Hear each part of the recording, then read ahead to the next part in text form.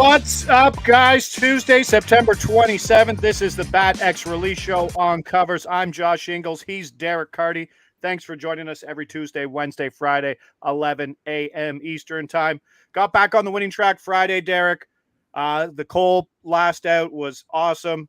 Betting on Wilson was exactly what betting on Wilson was, right? Like 55% strikes, and you're just like, please get through it. But no, just some laboring innings, but he almost got there. I mean, he pitched pretty well. You know, they pulled him, I think at like 88 or 89 pitches or something. Like he easily could have went back out there for the sixth, but, you know, he didn't. So it is what it is. Yep. New week, new mentality, crazy markets today. We are chasing everything. Oh my God. We had like a slam dunk and we lost it like 15 minutes ago. And then this other one has moved at almost every book, but we still have one book hanging at like a really good line. Perfect. So let's get right to the release procedure. We do these release shows to show everybody what kind of professional betting really is. Not everybody has influence like Derek's models and projections have influence over the market. So lines move when we bet these. And I would say 95 to 97% of the time we're on the market side. So we'll tell you what game we're betting on. We'll tell you what book we're betting on first. Give you time to find your book, log in, get everything you need there. Then we'll tell you the game in question we're looking to bet at. Again, giving you some little time. And then we'll tell you the market we're betting at. Hits, pitcher strikeouts, pitcher outs. Let you load that up, and then we'll give you everything all at once. There are no psych outs. They're all plays as soon as we drop them, and then we'll drop everything there, making sure everybody can get the same price, the same number, and then we'll watch that line move. And we always appreciate the guys in the chat who are here every Tuesday, Wednesday, Friday, helping us out where the better numbers are and where things are moving. So we got two things on the go. DC, are we ready to go? Let's do it. Okay, number one, Texas at Seattle. We are at Betway for this game. Now, this is a book-specific play, but this is the only book hanging the number, but the number above this is also a play. Yeah, any other book that has this at a different number, fine. Yeah, Texas at Seattle, the prop market we're looking at, pitcher strikeouts.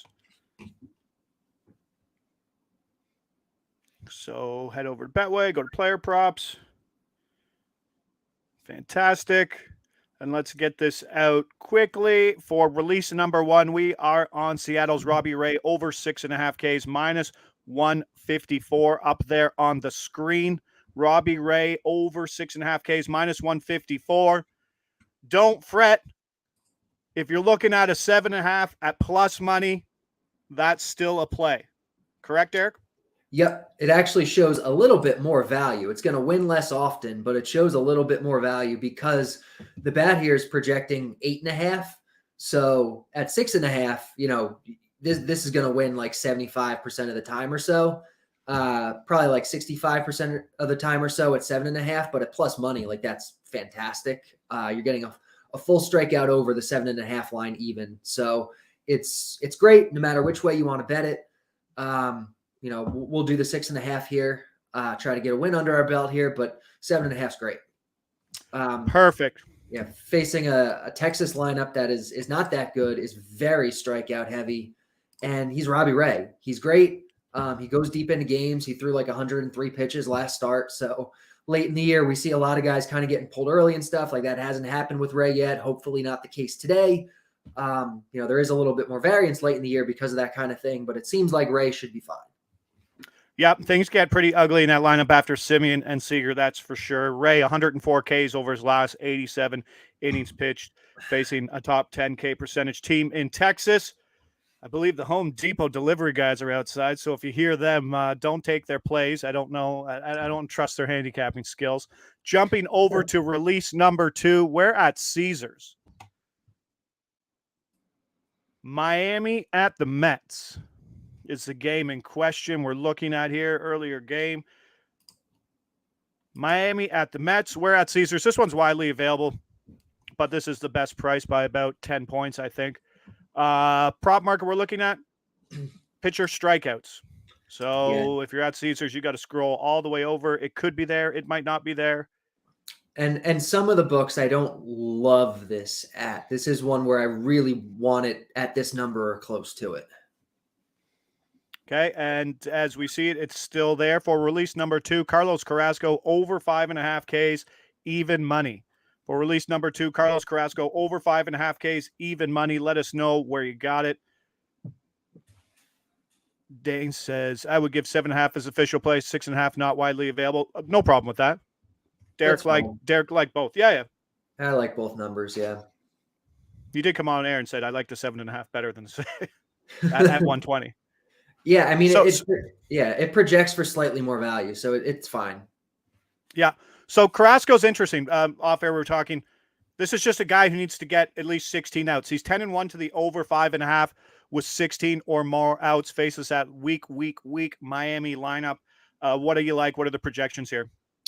Yeah, so the projection here is 6.5. So you're getting a full strikeout over. You're getting it at even money.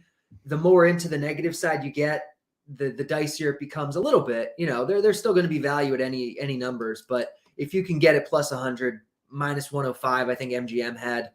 I like that more than chasing it at minus 120 or minus 130, the way I've seen it some books. So I like it here. He's facing the Marlins. They're not a good offense.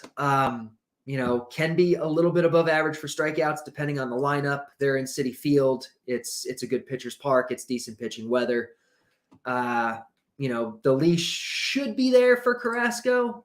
You know, that's really the thing. Like, if he goes deep enough, it should be fine. You know, these are kind of must-win games for the Mets, which can cut either way. You know, they can cut a guy off earlier and go to the bullpen. They can lean on a guy if he's pitching well. It just adds extra variance at this point in the year, but this is the way the market's moving. The projection is there. So I don't like this one as much as Ray, but I like it.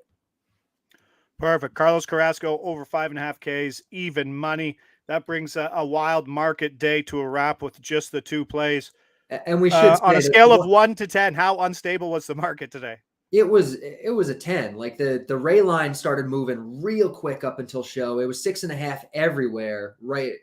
10 minutes before the show, and Logan Webb at 5.5, the under at 5.5 because he's going to be on a pitch count.